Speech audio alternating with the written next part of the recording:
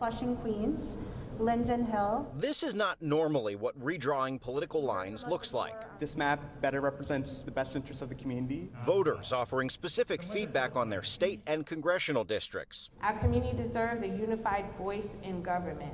New Yorkers are currently making their cases to members of a so-called independent redistricting commission chaired by David Imamura. This is the first time that New Yorkers have ever had the chance to weigh in on their district lines in a meaningful manner. But party politics still appears to be at play. The commission has so far released 2 proposals for comment. Susan Lerner is with the good government group Common Cause New York. The 2 sets of maps, which are bizarrely called letters and names as opposed to Democratic and Republican, who are they fooling, show some partisan bias. The Democratic-leaning congressional map leaves districts in the city pretty much alone, maintaining some of the messier ones we have now, like this one that spans across 3 boroughs.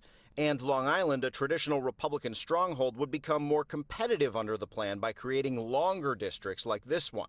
The Republican-leaning map would overhaul city districts by borough and attempt to create a second, likely Republican district aside from Staten Island, spanning across southern Brooklyn and southeastern Queens.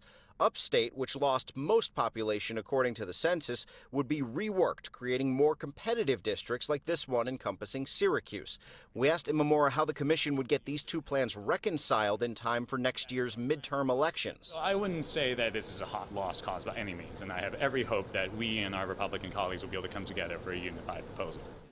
The commission gets 2 chances to draw these maps for the Democratic-controlled legislature early next year before the Democrats can just take over this process. And they'll be under a lot of pressure to do so because in Republican-controlled states like Texas and Ohio, they're really gerrymandering. That's the process of dividing up cities and communities of color to create advantageous maps, in this case for Republicans. So to be determined if this whole grand scheme to take politics out works. Tamsin and Corey. Live in the newsroom, Henry Rossoff, Pix 11 News.